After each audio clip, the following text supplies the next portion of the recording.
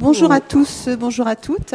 Eh bien, nous allons poursuivre cette journée particulièrement passionnante avec un regard croisé sur le thème de comment se former à l'éducation au développement durable, ce qui va nous permettre d'évoquer le parcours d'éducation au développement durable dans le parcours de formation, sachant que nous allons nous intéresser aussi bien au parcours de formation des personnels, notamment des enseignants, que celui des élèves, puisque c'est complètement lié et imbriqué.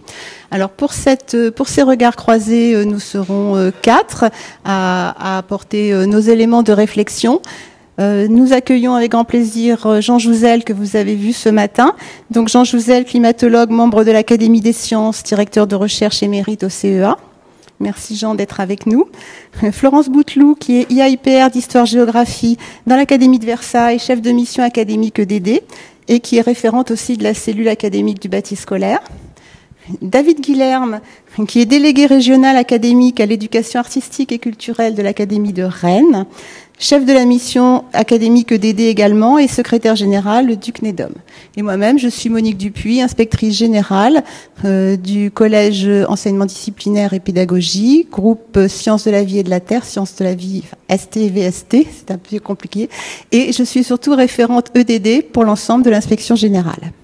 Alors, pour cette table ronde, les objectifs sont évidemment de vous donner quelques éléments de contexte pour éclairer votre réflexion, la mise en œuvre effective des programmes, des objectifs dans les champs disciplinaires qui sont les vôtres, sachant qu'ici, nous abordons la question de l'éducation au développement durable qui est complètement transversale. Pour cette table ronde, nous aurons des échanges pendant environ 45 minutes structurés autour de quelques questions, puis nous répondrons à vos questions avec grand plaisir. Alors, un petit mot pour commencer sur l'éducation au développement durable. Elle est inscrite dans le Code de l'éducation. C'est une mission de l'école et qui se trouve également évoquée dans les deux lois récentes, la loi d'orientation et de refondation de 2013 et la loi pour l'école de la confiance. C'est une mission qui fait partie aussi qui est en lien avec la charte de l'environnement de 2004 et qui souligne, qui donne toute son importance à cette éducation pour laquelle l'école avec un grand E s'engage et l'enseignement supérieur s'engage. Donc c'est quelque chose qui concerne tous les élèves de la maternelle au supérieur, toutes les voies professionnelle générale technologique et qui nécessite donc une réflexion dans sa mise en œuvre, d'autant que ces questions d'éducation au développement durable sont portées par un très grand nombre d'acteurs, par la société civile, par les partenaires, par l'école, d'où un besoin de cohérence et de réflexion approfondie sur qu'est-ce que l'on propose aux élèves en termes de formation, quelle intercatégorialité, quelle interdisciplinarité, comment on peut mettre un peu de sens, de cohérence et de complémentarité pour passer d'actions qui seraient ponctuelles, parfois disjointes, à une véritable logique de parcours qui permet de construire des éléments et vraiment des compétences et des savoirs essentiels. Donc une éducation transversale, juste pour rappel, elle s'ancre sur différents piliers, un ancrage dans tous les enseignements, c'est ce qui va faire à la fois sa richesse et sa complexité dans la mise en œuvre, une implication des élèves dans des actions et des projets pédagogiques, essentiellement menés en partenariat, d'où une dimension très importante de travail collaboratif à la fois au sein des équipes pédagogiques d'un établissement, au sein de toutes les équipes, de tous les membres acteurs de l'équipe éducative au sein de l'établissement, y compris les familles, et puis avec les partenaires de la société civile, des collectivités, des associations. Donc on a un tissu extrêmement complexe. Et tout ce tissu va contribuer à former les élèves. Et on voit bien les enjeux qu'il y a derrière ça, parce qu'à partir du moment où on a cette complexité, la question de la mise en œuvre et de la cohérence et de la transparence et de la logique que l'on met dans tout ça est importante. Alors depuis peu de temps, depuis les années 2020 environ, l'EDD est bien conçu dans un contexte et dans une optique globale. Autrement dit, on n'est pas que sur les questions de changement climatique, en tout cas pas dans leur sens restreint. On est vraiment sur des questions globales dans le sens des objectifs de développement durable définis par l'ONU. Et donc, toutes les dimensions, tous les champs, toutes les entrées sont à aborder, la dimension économique, la dimension politique, la dimension scientifique. Et donc, comment on permet à nos jeunes d'avoir une vision systémique qui nécessite que nous-mêmes, nous ayons cette vision systémique et nous puissions la mettre en œuvre. Alors, pour commencer cette table ronde, la question est donc comment on veut former nos jeunes à pouvoir s'approprier les questions complexes liées aux enjeux climatiques, les questions de société complexes. Cela nécessite pour eux d'être outillés en termes de savoir, en termes de connaissances, en termes de compétences. La question, c'est quelles sont ces compétences, qu'est-ce qu'on attend? Et je vais donner la parole en premier à Jean Jouzel pour qu'il nous donne un petit peu son éclairage sur finalement à quoi faut-il former nos jeunes, de quoi a besoin un citoyen pour pouvoir s'emparer de ces questions complexes liées, alors pour le coup, au changement climatique. Merci Bonique. Bon après-midi à tous et à toutes. Oui, il serait logique d'aborder ce thème par, disons, les objectifs de développement durable eux-mêmes. Ça va être fait. On peut aussi les aborder par, ça a été discuté ce matin, les limites planétaires. Mais effectivement, je le ferai, Monique, comme tu m'y invites, plus par, disons, une entrée réchauffement climatique, changement climatique, avec cette idée de montrer très rapidement, à travers les conséquences et aussi les mesures qui devraient être prises, l'adaptation, que quand on parle de réchauffement climatique, en fait, on parle de toute l'organisation de la société. Voilà, donc en termes de conséquences, évidemment, on tombe très rapidement sur des conséquences par rapport à la biodiversité, bien sûr, mais aussi par rapport à notre humanité.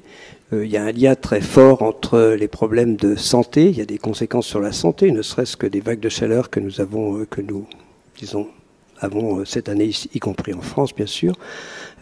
Voilà, donc des problèmes de santé, des problèmes de sécurité alimentaire, donc des problèmes de migration. Ces problèmes, les sociétés sont vraiment très secouées, ne serait-ce que directement par les conséquences. Les migrations sont liées soit, disons, je dirais, l'insécurité alimentaire, soit des événements extrêmes, soit, disons, plus localement dans les régions côtières, à l'élévation du niveau de la mer, qui non seulement rend des habitats difficiles, mais aussi, disons, diminue la productivité des zones côtières à cause de la salinisation. Donc on voit bien que, disons, toute notre société est fortement impliquée par le réchauffement climatique. Un point qui est important, et c'est tout le problème, je dirais, globalement de la justice climatique. Des inégalités qui sont d'ailleurs inhérentes au problème de changement climatique. Il y a dans les émissions, évidemment, des pays, des populations qui émettent moins que d'autres, mais ce qui est marquant, des chiffres comme ceux qui sont donnés, alors on va parler des 1% des revenus les plus élevés de la population mondiale. Il peut y avoir des revenus très élevés dans des pays pauvres, ce n'est pas des pays en voie de développement. Ces 1% émettent autant de gaz à effet de serre que les 50% les plus pauvres. Ce sont quand même des chiffres très importants. Et manifestement, le réchauffement climatique est plutôt de nature à accroître les inégalités. Alors, on le voit bien parce que les populations les plus modestes, eh bien, ne sont pas à même de réagir aussi, de façon aussi efficace par rapport à la lutte contre le réchauffement climatique. Donc, c'est toute cette dimension sociétale qui est bien là. Je donne un exemple qui est le mien aujourd'hui. Donc il y a ces vagues de chaleur à Paris, donc on a un appartement sous les toits qui est très bien, c'est pas le problème, sauf justement quand il y a des canicules. Mais voilà, je pars en Bretagne, je suis de ceux il y a beaucoup de Parisiens qui souhaiteraient simplement pouvoir partir pendant ces vagues de chaleur. Donc c'est ça, ou dans d'autres métropoles. J'étais très marqué à Rennes le mois dernier, il faisait 40 degrés, il faisait 8 degrés de plus dans le centre de Rennes que dans la campagne environnante. Ce n'est pas qu'à Paris. Donc voilà, donc c'est quand même ce lien très fort. Alors ce lien, il est aussi très fort, bien sûr, au niveau de tous les problèmes. Donc je veux dire qu'on ne peut pas dissocier le réchauffement climatique des autres problèmes environnementaux. Donc il faut prendre cette conscience de la globalité, de la transversalité des problèmes environnementaux. Mais on ne peut pas dissocier les problèmes environnementaux, je le dis, des problèmes sociétaux, souvent des problèmes culturels. Bien sûr, il y a des problèmes culturels. Dans chaque pays, on ne réagit pas de la même façon par rapport au réchauffement climatique. On n'a pas le même lien avec la nature. On évoque toujours dans les conférences climat cette mère nature qui est évoquée par certaines populations. C'est assez intéressant quand même parce que on en vient toujours à cette synergie entre notre humanité et la nature et souvent on s'en éloigne trop. Donc c'est là aussi. Et puis bien sûr, du point de vue économique, du point de vue des entreprises, on parle ici d'entreprises, c'est bien ça, c'est bien. Eh bien, on voit bien que donc l'objectif il est clair. Pour nous tous, je crois quand même, c'est de préserver pour les jeunes d'aujourd'hui un monde auquel ils pourront s'adapter. C'est cela, et c'est cela l'idée de limiter à 1,5, et si possible à 1,5, et bon, ça risque d'être plutôt autour de 2 degrés au mieux. On est parti sur 3 degrés, je le rappelle actuellement, dans la deuxième partie de ce siècle. Je dirais 2 fois trop par rapport à ce qu'il faudrait en termes de réchauffement, pour faire simple. Mais l'objectif, il est clairement affiché. Il nécessite une condition nécessaire, c'est la neutralité carbone à l'horizon 2050. C'est adopté par un grand nombre de pays, mais la réalité, c'est que ça ne se fera pas sans un changement profond du mode de fonctionnement de nos sociétés. Disons que toutes nos activités sont interrogées par cette lutte contre le réchauffement climatique, qui doit s'accompagner d'adaptation, c'est très clair, on en parle beaucoup. Donc voilà, donc ce que j'aimerais, je me suis intéressé évidemment à ces enseignements, y compris dans le primaire et le secondaire, donc je me suis beaucoup intéressé à l'Office for Climate Education. Ce qu'il faut évidemment, c'est, je crois, donner aux jeunes d'abord, il faudrait que chacun, à l'issue du primaire, sache de quelle façon, mais il y a peut-être ici des gens qui ne le savent pas bien, de quelle façon on modifie notre environnement, on agit sur notre environnement, par exemple sur notre atmosphère. Quels sont nos gestes de tous les jours, dans quelle mesure on le fait. Rien que ça serait déjà important. Et bien sûr, je crois faire saisir aux jeunes que c'est un problème de société dans son ensemble. Et aussi leur dire, parce que je ne souhaite pas être trop pessimiste mais pas trop long, leur dire qu'il y a aussi dans cette transition, elle est inéluctable. Tout simplement parce que ne pas atteindre la neutralité carbone, c'est accepter que le réchauffement climatique se poursuive indéfiniment. Et ça, c'est assez inacceptable. C'est très égoïste pour notre génération. On est déjà parti, je le redis. Mais donc elle se fera, cette transition. Je ne crois pas qu'on puisse y échapper. Et il faut les placer dans cette dynamique et aussi leur montrer les opportunités. Je le redis souvent, c'est beaucoup de recherche, d'innovation, pas que de l'innovation technique, de l'innovation sociétale, l'organisation de nos sociétés, la solidarité, tout cela, la justice sociale. J'en redis, j'ai beaucoup travaillé sur ces aspects de justice climatique. C'est tout ça, donc, je crois, dire à nos jeunes que, tous ces problèmes sont liés, y compris les problèmes d'emploi aussi, donc de développement d'emploi, on pourra parler de tout ça. Donc c'est un peu ça que j'aimerais que nos jeunes comprennent, ne pas dissocier un problème par rapport à son contexte général, qui est celui du fonctionnement de nos sociétés. Merci beaucoup, Jean. On voit bien l'importance d'une approche systémique qui n'est pas facile à mettre en œuvre pour les enseignants, combinant tout à la fois une formation en termes de savoir de compétences et en termes de compétences, notamment les compétences à s'informer de façon raisonnée, à avoir un esprit critique vis-à-vis de l'information. Pour ça, il faut avoir suffisamment de bases soi-même, être outillé suffisamment, les capacités, les compétences à argumenter, à faire les bons choix, ou en tout cas des choix en toute connaissance de cause.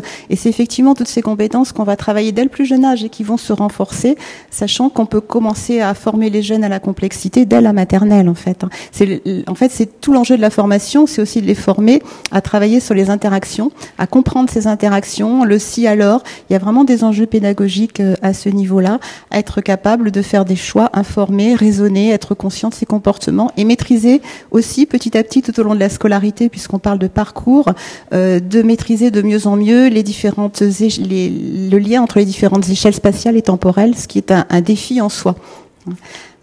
Alors, peut-être que Florence ou David veulent poursuivre ou compléter. Alors justement, si on en vient un petit peu à la façon dont on pourrait concrètement, en tant qu'enseignant, notamment, mettre en œuvre ou travailler un petit peu ces compétences. Florence, tu vas un petit peu nous aiguiller, nous faire part de ton expérience sur comment, dans le contexte d'un enseignement disciplinaire, tout en ayant en tête les autres enseignements, c'est un peu la difficulté. Chaque programme, il faut savoir qu'actuellement, tous les programmes de tous les enseignements de toutes les disciplines font référence explicite à la contribution à l'éducation et au développement durable. Mais au-delà de le dire, c'est quelque chose qui repose sur vraiment des gestes professionnels parfaitement maîtrisés pour arriver à former les jeunes à cette vision systémique indispensable et à comprendre la complexité que tu viens d'évoquer. Florence. Oui, alors nous faisons cette focale sur les enseignements parce que c'est la culture professionnelle fondamentale des enseignants du second degré. Toute l'organisation des établissements, de la vie des élèves, elle commence par l'organisation en enseignement, donc en discipline. Évidemment, ça s'associe à une logique de parcours, et on va y revenir par la suite, à une logique plus transversale. Mais comment articuler cet enseignement disciplinaire, ces enseignements disciplinaires, et puis ces objectifs d'outillage intellectuel que vous venez d'évoquer en termes de connaissances qui se complètent les unes les autres, et puis compétences qui sont déclinées différemment en fonction des cultures professionnelles disciplinaires. Et c'est tout un travail sur les gestes professionnels pour les enseignants que de faire cette articulation qui est indispensable parce que tous les professeurs qui nous écoutent et qui nous regardent sont, je pense, en train de penser à la question de leur temps avec leurs élèves.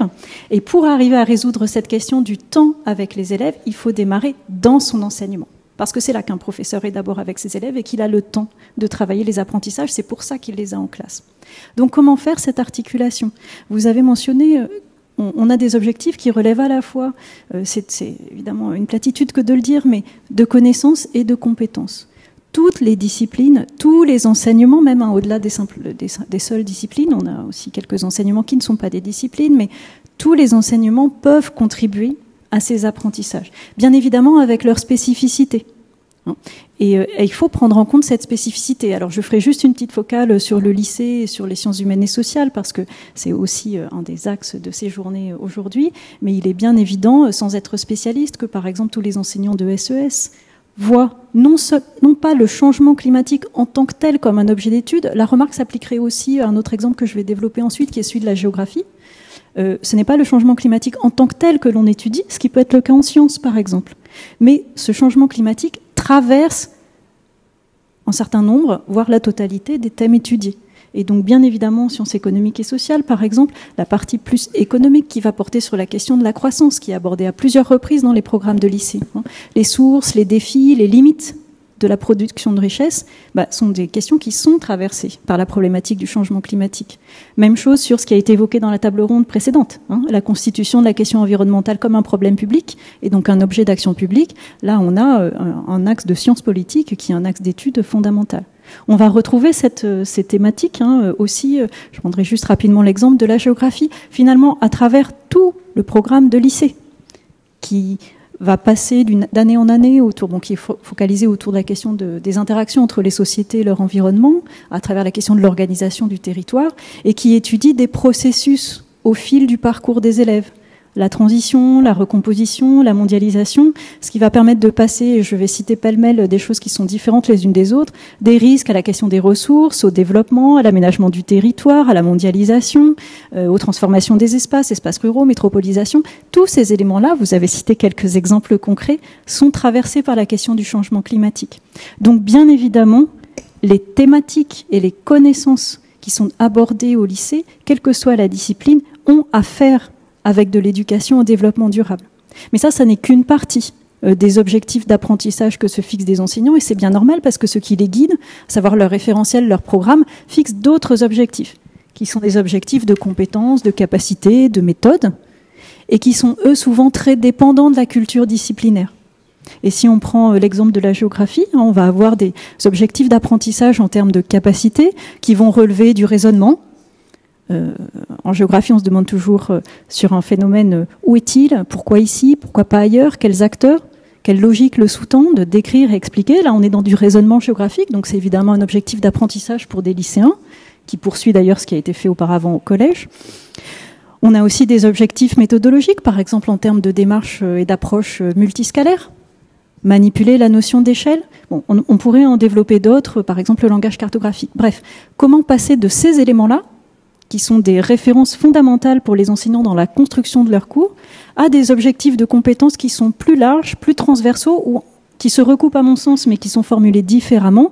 Et ça reviendra à ce que tu venais de citer, ce qui apparaît, je pense, dans le rapport que vous allez mentionner tout à l'heure, à savoir des objectifs de compétences plus transversaux, d'appréhension systémique, d'appréhension de résolution de problèmes complexes, d'esprit critique, évidemment de capacité d'initiative et de construction de solutions, d'action également. Comment faire ce lien?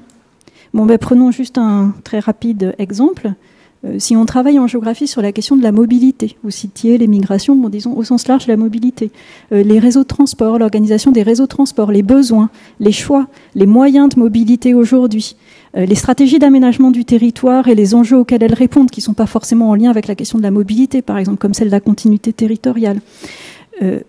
Analyser ces questions-là, c'est d'emblée être dans une appréhension systémique. Sauf que ça va se traduire par la réalisation d'un raisonnement géographique. Donc il s'agit de montrer cette articulation-là qui est faite. Quand on s'interroge en géographie sur les acteurs et les présupposés des choix, on est pleinement dans de l'éducation au choix. Et dans de l'éducation à l'esprit critique d'ailleurs. Et donc, dans ce qu'on va pouvoir nommer par ailleurs, la résolution de problèmes complexes. Parce que justement, le multi-acteur, c'est la définition, un des éléments de la définition du problème complexe. Donc, on est sur ces éléments-là. Ils sont travaillés avec les élèves. L'enjeu, c'est d'arriver à montrer que cette façon de percevoir les choses, elle va se retrouver dans d'autres disciplines, avec un autre vocabulaire disciplinaire, mais avec des objectifs qui sont concordants. Et donc des réalisations des élèves qui seront concordantes. Donc ça implique plusieurs choses. Ça implique cette gymnastique finalement professionnelle pour maîtriser différents attendus que l'institution pose à ses enseignants. Ça implique aussi de réfléchir à des stratégies pédagogiques. Quelles sont celles qui permettent justement de travailler ces compétences et de faire en sorte que les élèves se les approprient pleinement, parce qu'il ne s'agit pas seulement de leur montrer. Il faut aussi qu'ils soient capables d'eux. Donc quelle stratégie pédagogique? La démarche de projet, la démarche par enquête, la cartographie des controverses. Il ne s'agit pas nécessairement de faire ça tout le temps, mais ce sont des temps qui peuvent être mis à profit pour. Et puis, il y a des éléments qu'on va plus difficilement amener dans cette construction de cours. Je pense notamment à ce qui relève de la recherche de solutions, de la co-construction. Et là, on peut déborder, mais je pense qu'on va y revenir tout à l'heure, sur l'inscription de l'enseignement au projet éducatif. Et puis, bien sûr, il y a un autre élément sur lequel on reviendra aussi, donc je ne développerai pas. Mais pour faire cette articulation et qu'elle soit explicite auprès des élèves sur qu'est-ce que l'on apprend lorsqu'on fait telle discipline et en même temps de l'éducation au développement durable, il faut des outils de reconnaissance et de valorisation des acquis. Et donc je pense que ça sera un point sur lequel on reviendra. Merci beaucoup Florence. Alors effectivement, ça interroge, toutes les questions que tu poses interrogent des pratiques professionnelles. Moi, je voudrais revenir, insister sur quelque chose que tu évoques qui est important. C'est puisqu'on a affaire à du complexe et qu'on veut former les élèves au complexe, c'est de leur laisser la possibilité de développer eux-mêmes la problématisation. On a tendance dans nos enseignements à leur poser des problèmes tout faits et à donner un petit peu des méthodes, alors quelles que soient les disciplines, pour le résoudre. Or, il y a un enjeu très très fort quand on est sur des questions de société complexes comme ça, à permettre, à accorder des temps, pas forcément tout le temps, mais dans l'année, accorder des temps à ce que les élèves problématisent. Passer une séance à problématiser, c'est important, parce que forcément on se pose des questions, forcément on décortique la situation, forcément on voit qu'elle est complexe, et à identifier des questions, et surtout ensuite leur apprendre à identifier les registres auxquels ça s'applique ces questions. Est-ce que la question que je me pose, c'est une question qui relève du scientifique? Est-ce que la question que je me pose, elle relève du politique? Quelles sont les interactions? Ça évitera beaucoup de malentendus. Il y a un enjeu d'explicitation aussi, alors sans tomber dans la caricature, effectivement, mais de donner à voir. L'important, c'est vraiment de permettre aux élèves de voir le sens que peuvent avoir leurs apprentissages. Et pour ça, et je terminerai ma remarque là-dessus, ça interroge aussi d'un point de vue pédagogique la façon dont on mobilise les acquis. Alors, j'ai un peu une idée fixe sur la mobilisation des acquis parce que je trouve que c'est important.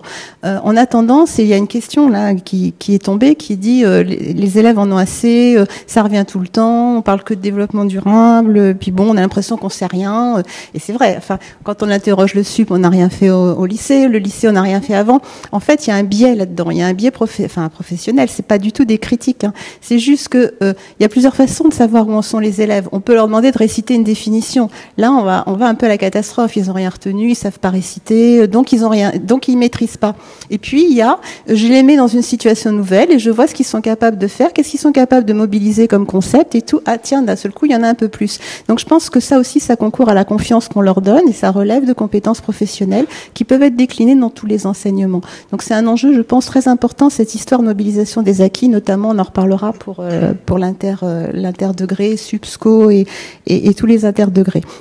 Est-ce que tu veux rajouter quelque chose, David? Non, mais je crois que le propos va faire écho et alors, s'inscrire dans la continuité. Voilà, parce que là, Florence a évoqué effectivement le contexte des enseignements. Mais bien évidemment, l'éducation au développement durable se décline aussi dans les projets éducatifs. Et le problème, c'est comment on articule les deux. On le voit bien dans les labellisations établissements en développement durable. On a insisté pour qu'il y ait une ligne sur les compétences. Tout ça, ça nécessite une complémentarité d'expertise entre ce qui va être fait et les intervenants qui vont intervenir dans les projets éducatifs, les associations, les partenaires, et l'expertise pédagogique des enseignants et des équipes au sein des établissements qui est totalement... Enfin, les deux sont complémentaires et ne sont pas substituables, même si elles peuvent avoir un domaine de recouvrement. Donc ça, c'est vraiment très important. Et il faut avoir à chaque fois conscience, et c'est la difficulté pour un enseignant, de tout l'univers dans lequel évolue l'élève, c'est-à-dire et les autres collègues. Et on le sait, c'est-à-dire il y a l'éducation à la santé, il y a l'éducation à la sexualité, il y a l'éducation à la citoyenneté, il y a l'éducation au développement durable, il y a égalité filles-garçons. Il y a un enjeu très fort à passer de cette logique qui peut paraître cumulative à une logique totalement intégrative, comme le disait Jean tout à l'heure. Effectivement, quand on a une question en lien avec des enjeux climatiques, elle interroge tous ces registres-là. Et donc, l'idée, c'est pas de constamment tout formaliser à outrance ou expliciter, mais de donner à voir aux élèves que quand ils travaillent sur tel ou tel sujet abordé d'une façon un peu systémique, replacé dans sa complexité, alors, je m'excuse, alors, à ce moment-là, il concourt à alimenter d'autres éducations transversales. C'est vraiment un projet éducatif global de l'école qui a là. Et donc, je vais passer la parole à David, qui justement est un grand spécialiste des interactions entre ces différentes éducations transversales. Quel est ton regard là-dessus, David? Merci Monique. Bien, c'est vrai que quand on parle à la fois, tu l'as dit, d'éducation au développement durable, on a éducation artistique et culturelle, éducation aux médias à l'information, éducation à la santé, à la sexualité, etc., etc. Tout ça, ça peut être vécu comme une forme d'empilement presque administratif demandé par le ministère de l'Éducation nationale et être dans une logique finalement, si on n'y fait pas attention, un peu être en silo. C'est-à-dire faire de l'EDD parce qu'il faut en faire de l'EAC parce qu'il faut en faire, et oublier parfois peut-être de connecter et chercher à décloisonner ça. C'est ce que tu as dit, hein, Monique, en passer d'une vision peut-être plus cumulative à une vision intégrative. Comment est-ce qu'on peut finalement faire cela? Alors moi je crois que c'est d'abord un véritable enjeu pour plein de raisons, et je vais essayer d'expliquer pourquoi. Je crois que c'est d'abord un enjeu de sens pour les élèves. C'est un enjeu de sens parce que finalement, quand on parle d'EDD, d'EAC, d'EMI, etc., c'est important pour les pilotes que nous sommes au niveau académique, c'est important pour le pilote de l'enseignement qu'est le professeur, de savoir ce à quoi il forme ses élèves et quel est le projet pédagogique qu'il souhaite porter. Mais l'élève, finalement, lui, ça lui importe peu de savoir s'il fait de l'EDD, de l'EMI ou de l'EAC. Quand il est dans un projet éducatif, quand on s'inscrit dans le cadre d'une pédagogie de projet, c'est pas l'affaire de l'élève. Vraiment, ce qui est l'affaire de l'élève, c'est quoi? Est-ce que l'élève d'abord comprend ce qu'il est en train de faire? Est-ce que ça a du sens pour lui? Est-ce que ça lui parle? Est-ce que ça résonne avec les enseignements et les compétences auxquelles il a été formé, dont nous parlait Florence dans ses enseignements disciplinaires? Est-ce que ça lui permet finalement de remobiliser un certain nombre de savoirs et de savoir-faire et de s'assurer de ses propres acquis? Est-ce que ça lui permet d'avoir une vision globale et intégrative de sa propre formation, je crois, et de ce qu'il a appris dans ses enseignements disciplinaires? Donc je crois que cette question de sens, elle est vraiment importante et qu'il ne faut pas se priver, à chaque fois qu'on peut le faire, de décloisonner des éducations transversales parce qu'elles peuvent apporter quelque chose. Je vais essayer de l'illustrer par un exemple concret tout à l'heure. Pourquoi c'est un enjeu encore? Parce que, et ça fait écho aux propos de Florence, je crois que ça permet, quand on est capable d'intégrer les enseignements et les éducations transversales dans des projets avec les élèves, ça permet d'incarner un vrai projet de formation pour les élèves, ancré évidemment dans les disciplines, mais avec des objectifs de formation clairement identifiés et dont on sera capable d'évaluer réellement les acquis des élèves. Et puis enfin, je crois que c'est aussi un aspect très important, cette idée de décloisonnement, c'est en multipliant les entrées qu'on touchera tous les élèves. Je m'explique. L'éducation au développement durable, je crois qu'on sera d'accord pour dire qu'elle s'ancre, elle se fonde dans une culture scientifique citoyenne pour toutes et tous, c'est vrai. Mais on peut aussi dire que tous les élèves n'ont pas un tropisme naturel vers la culture scientifique. C'est peut-être pas la première entrée d'un élève, c'est pas sa sensibilité première. Et donc, si on essaye d'exploiter une entrée par le sensible, par exemple, et des projets d'éducation dans la nature ou à la nature, ils sont particulièrement propices, et donc une entrée par les arts, eh bien, on va peut-être aller chercher des enseignants avec leurs élèves qui ne s'emparent pas habituellement de projets d'éducation au développement durable et les faire travailler sur des enjeux planétaires contemporains évoqués par Jean Jouzel tout à l'heure. Finalement, on peut tout à fait faire de l'éducation au développement durable quand on fait de l'éducation artistique et culturelle. Mais inversement aussi, hein. C'est-à-dire que quand on mène un projet d'éducation artistique et culturelle, on s'ouvre aussi à des thématiques d'éducation au développement durable. Je crois que c'est vraiment important. Et les arts, je crois que je vous apprendrai rien, sont aussi de fait un outil de médiation pour les scientifiques. Quand on parle, par exemple, de muséologie, il fut un temps où j'étais professeur relais au Palais des Découvertes, mais toute la scénographie muséographique, c'est à la fois une question d'expression scientifique, mais artistique aussi pour communiquer sur la science. Je connais aussi de nombreux centres scientifiques. Océanopolis, je viens de Bretagne, à Brest, accueille des artistes en résidence. La station CNRS biologique de Concarneau accueille des artistes en résidence parce que ça les aide à communiquer sur les résultats de la science. Donc ces liens-là, ils existent. Mais on pourrait faire des liens avec l'éducation à la santé, l'éducation à la citoyenneté, évidemment. Alors je parle plus de l'éducation artistique et culturelle parce que c'est aussi ma fonction en Bretagne en tant que délégué académique à l'éducation artistique et culturelle. Mais je crois que c'était important ces questions-là. Alors, je vais essayer d'illustrer par deux exemples très concrets. Un premier exemple qui relève d'une initiative académique. Au lendemain de la COP21, dont vous vous souvenez peut-être, on avait sollicité les équipes enseignantes partout en France pour développer des simulations de négociations onusiennes. Alors, nous avons gardé cette tradition en Bretagne et chaque année, nous proposons aux élèves de mettre la focale sur un objectif de développement durable. Cette année, c'était sur l'ODD 6, l'eau en Bretagne, une ressource sensible à partager. Bon, évidemment, en Bretagne, ça nous parle beaucoup, ces questions-là. Mais que font les élèves dans ce projet-là ? En fait, d'abord, ils vont travailler avec des scientifiques à Océanopolis sur les questions environnementales, économiques, sociétales, sociologiques autour de la question de l'eau. On a besoin d'avoir un background de fond pour travailler et après négocier quelque chose. Ils se sont ensuite, ils ont travaillé avec des étudiants de Sciences Po à Saint-Brieuc pour se former à ce que sont des négociations internationales, des questions de géopolitique et de géostratégie autour de l'eau notamment. Et puis enfin, quand on parle de simulation de négociation, c'est aussi tout l'art du discours et de l'éloquence. Donc ils ont travaillé avec des artistes de compagnies de théâtre pour se former à cette éloquence et à l'art du discours. Et le final de tout ce projet, c'est une vraie simulation de négociation onusienne dans l'hémicycle du Conseil régional de Bretagne, en situation avec des prestations d'élèves qui sont tout à fait exceptionnelles, mais qui valorisent aussi leur travail. Et là, on peut concrètement, en tant qu'enseignant, évaluer et mesurer ce que l'élève a retenu à la fois des questions scientifiques, des questions géopolitiques, et à la fois de l'art oratoire qu'il aura pu développer. Et pour les professeurs de lycée, formés au grand oral, ça peut être aussi intéressant dans ce cadre de projet. Donc voilà un projet qui intègre tout ça, et c'est une initiative académique. Le deuxième projet, je ferme mon temps, je pense que c'est bon. Le deuxième projet, c'est un projet à l'initiative d'un lycée professionnel. Et vraiment, j'affectionne particulièrement. C'est le lycée professionnel Julien Crozet à Port-Louis, dans le Morbihan. Là, on peut peut-être passer les slides de la présentation pour l'illustrer. Alors, voilà, en fait, ce lycée professionnel, il travaille sur la menuiserie. C'est ça le cœur du lycée professionnel. Mais ils ont développé un projet à la fois d'éducation artistique et culturelle et d'éducation au développement durable, avec une scène de musique actuelle qui est à Lorient, dans l'ancienne base sous-marine, qui s'appelle l'Hydrophone. Et les élèves sont allés à la rencontre des acteurs du port de pêche de Lorient. Et donc, à travers ces rencontres, ils ont pu appréhender évidemment les métiers de la pêche, mais aussi travailler sur les enjeux économiques, la réalité d'un port de pêche, que représente la pêche dans le pays de l'Orient, etc.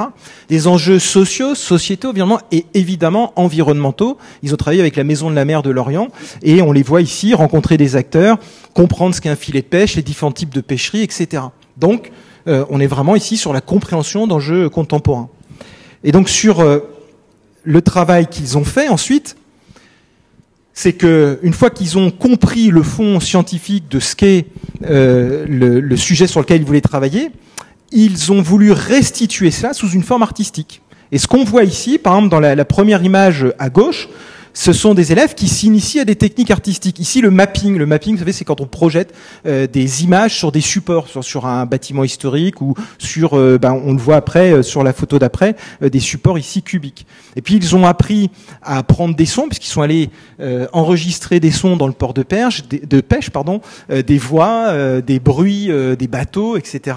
Et ils en ont fait des musiques actuelles et avec du mapping. Et ce qui est intéressant aussi, c'est qu'à nouveau là, ils ont à la fois ils ont développé des connaissances, ils ont appris, ils ont été à la rencontre d'artistes et de scientifiques, et ils ont pratiqué à la fois des techniques et artistiques et scientifiques. Et tout ça est valorisé à la fin dans un projet. Ils ont fait un live à l'hydrophone, voilà, où on les voit dans la dernière image, où ils ont donné un spectacle. Bon, finalement, on est bien dans un projet éducatif, apprendre, rencontrer, pratiquer. Alors, c'est les 3 piliers de l'éducation artistique et culturelle, mais qui s'adaptent évidemment bien à l'éducation au développement durable. Et je terminerai juste à l'issue de ces 2 exemples-là pour dire qu'il y a peut-être un point de vigilance pour finir. C'est quand on parle des éducations transversales, il faudrait veiller évidemment à ne pas inféoder, c'est parfois fait à tort, une éducation transversale à un enseignement. Est-ce que l'éducation à la santé ne relève que du professeur de sciences de la vie et de la terre ? Évidemment non, comme l'éducation au développement durable, comme l'éducation aux médias et à l'information ne relève pas que du professeur documentaliste ou du professeur d'histoire-géographie. C'est bien l'affaire de toutes et tous, de toute la communauté éducative, et on voit bien qu'en multipliant toutes les entrées, on embarquera tous les élèves sur les sujets sur lesquels on souhaite les sensibiliser.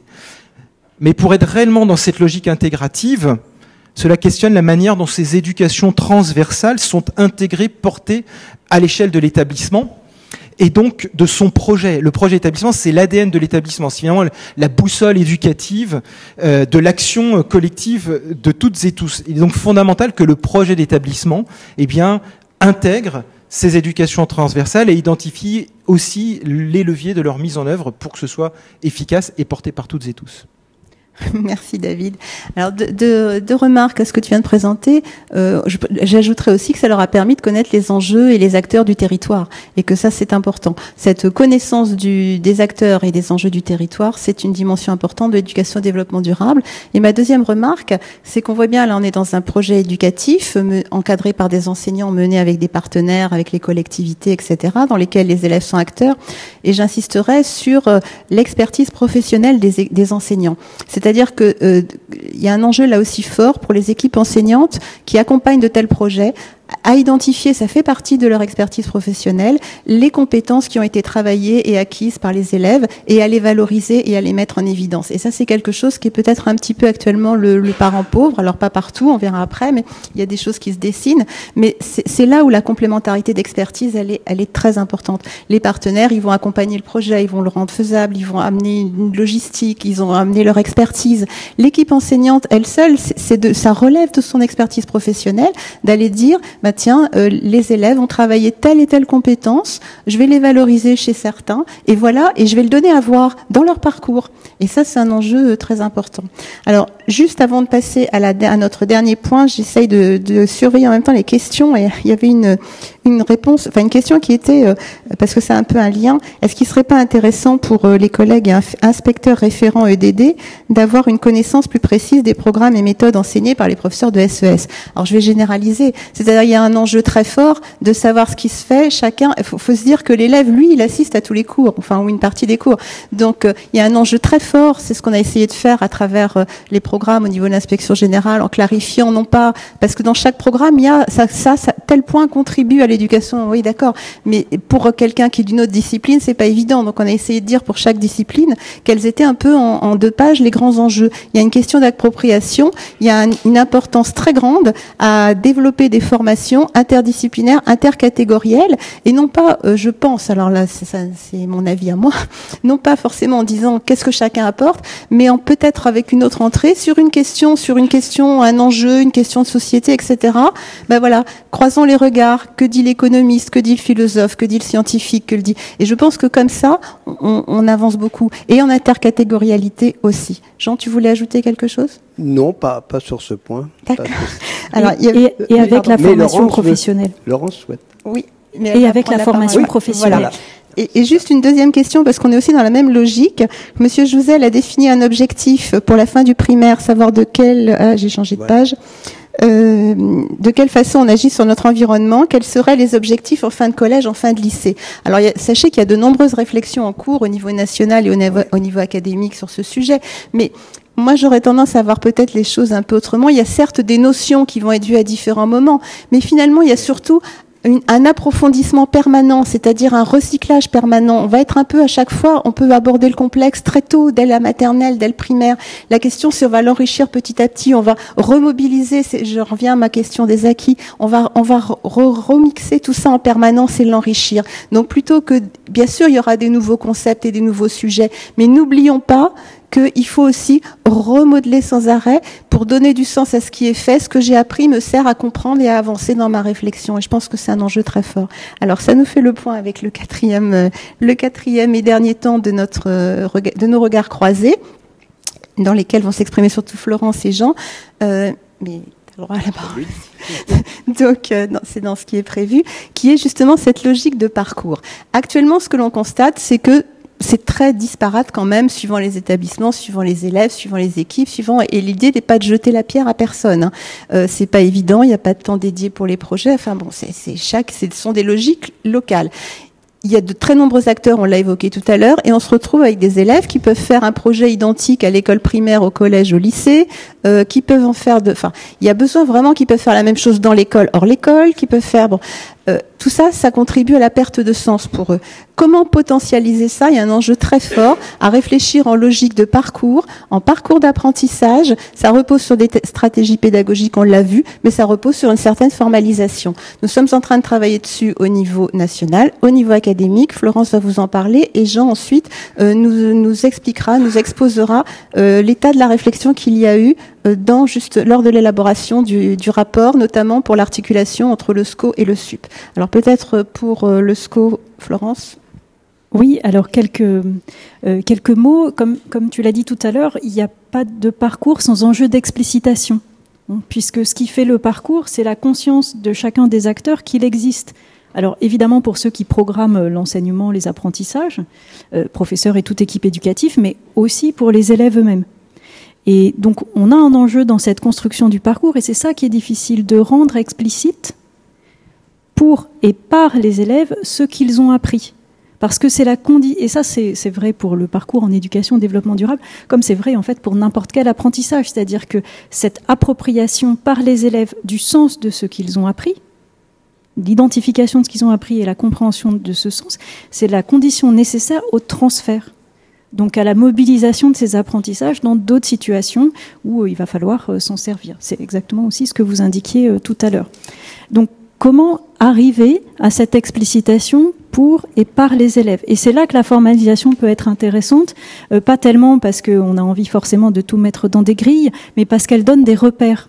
Et des repères qui sont des repères individuels, mais aussi des repères d'équipe. Tout à l'heure, tu mentionnais la réflexion d'équipe et la nécessaire réflexion à l'échelle d'un établissement. Bien évidemment, il ne s'agit pas de tout construire tout seul et de tout faire tout seul, parce que à ce moment-là, on rate quand même complètement l'objectif du parcours partagé, mais d'avoir des bases de réflexion communes.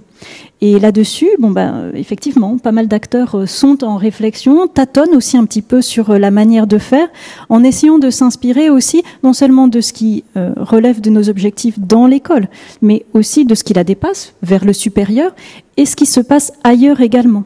Alors peut-être qu'on peut voir les diapositives, voilà, la première, effectivement. Et donc ce sont toutes les initiatives, il y en a plusieurs. Ce que je vous montre ici avec plusieurs exemples n'a pas vocation à être du tout normatif. Ce sont toutes les expériences au fait autour des passeports de compétences. On peut les appeler de différentes manières, c'est-à-dire la volonté d'avoir un outil professionnel et scolaire, utilisable avec les élèves, pour identifier, évaluer et valoriser les acquis des élèves. Et on parle bien là ici des acquis des élèves et pas d'évaluer les projets ou les démarches, ce qui est encore autre chose. Donc ça nécessite en fait, là ici vous avez un exemple tel qu'il avait été développé dans l'Académie de Versailles il y a plusieurs années autour des compétences clés pour la formation tout au long de la vie du Parlement européen. Elle date de 2006, depuis on a eu d'autres référentiels.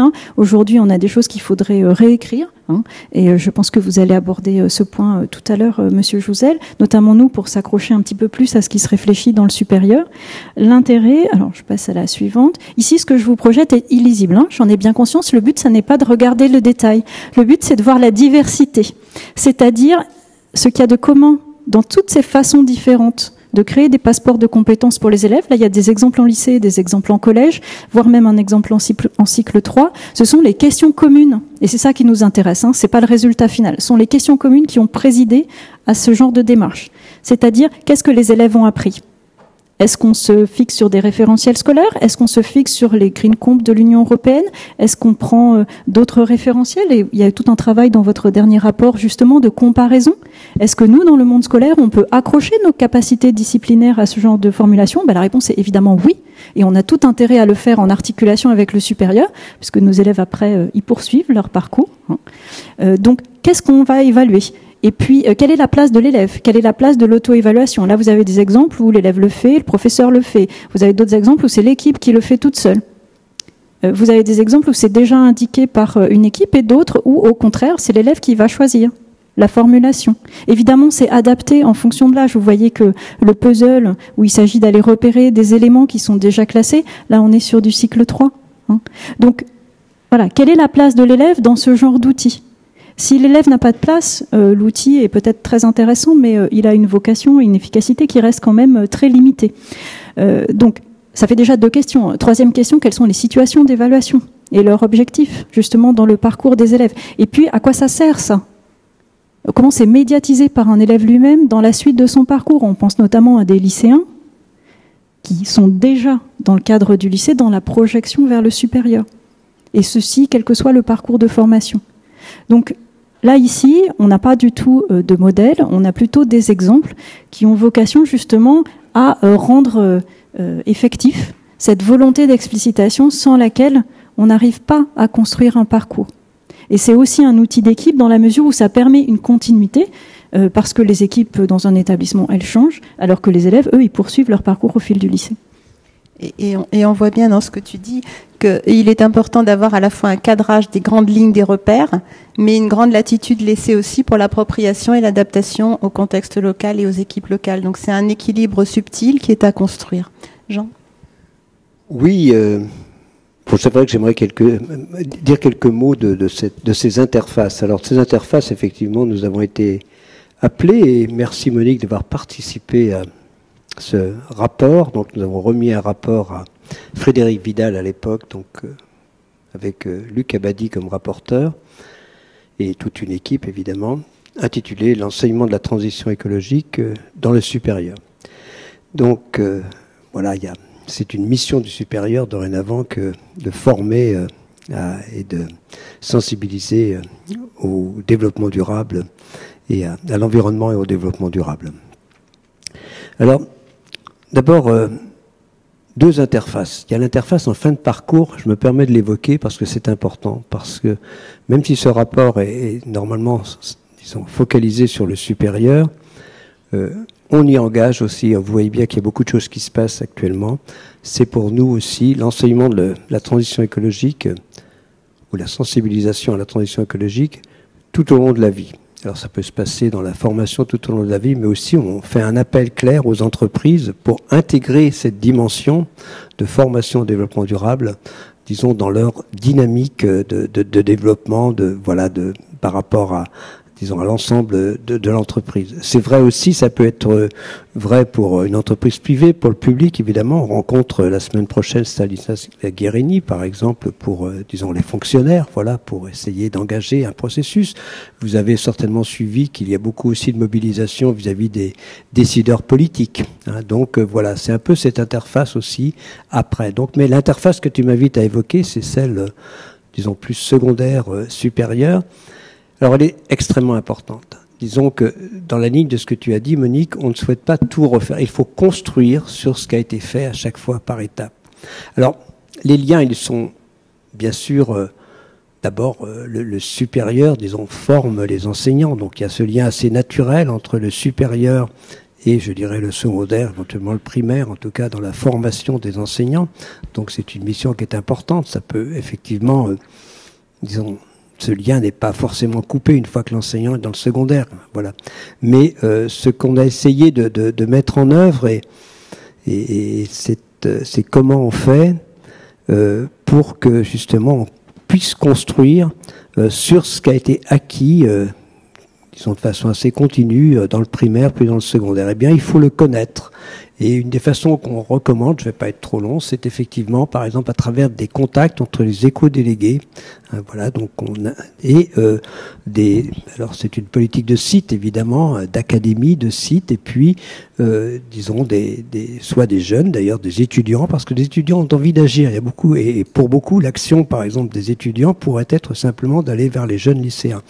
Donc, il y a beaucoup de cette nécessité de construire à travers les éco-délégués des liens avec les universitaires, les enseignants, mais aussi les étudiants, et qui ferait, donc c'est quand même l'objectif, qu'il y a une réelle continuité. Alors évidemment, il n'y a pas d'homogénéité forcément d'un lycée à l'autre, c'est tout ça dont il faut prendre la mesure, mais qu'il y ait quand même une continuité entre le secondaire et le supérieur. Ça, c'est un souhait très fort que nous avons exprimé dans ce rapport.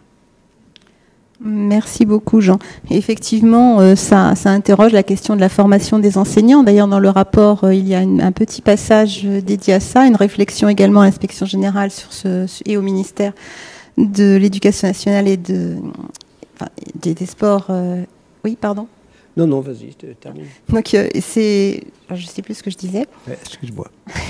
Je sais ce que je voulais dire. Alors, oui. Je reprends, tu vas retrouver. Je voulais dire qu'il n'est pas lettre morte puisqu'il y aura une journée de lancement. Oui. C'était un peu de publicité. Donc, excuse-moi de t'avoir interrompu. Disons, ce rapport, il y aura une très belle journée de lancement le 20 octobre avec Sylvie Retailleau. Donc, voilà, j'espère que ça va pas rester lettre morte. Voilà, excuse-moi. Je pense que non, il n'y a pas de problème. Ça restera pas lettre morte. Et effectivement, on voit qu'il y a un enjeu très fort à valoriser le travail collaboratif, à lui donner des possibilités d'exister entre adultes, entre élèves. Ça passe aussi, donc je disais, par la formation des enseignants et de l'ensemble des personnels, puisque le pilotage et la gouvernance sont essentiels aussi, l'accompagnement par les corps d'inspection également, par les formateurs, développer les formations intercatégorielles, valoriser les compétences acquises, les reconnaître enfin et leur donner un statut, et ça c'est quelque chose de vraiment important. La question était posée, alors ça passe aussi par les concours de recrutement. Et les examens, pourquoi pas, et les concours divers, pourquoi pas de temps en temps des épreuves basées, alors ça se fait ponctuellement suivant les champs disciplinaires, mais basées sur, ou même des concours basés sur des travaux collaboratifs, mais reconnus à leur juste valeur aussi, parce que ça met en jeu des compétences qui sont pas forcément les mêmes.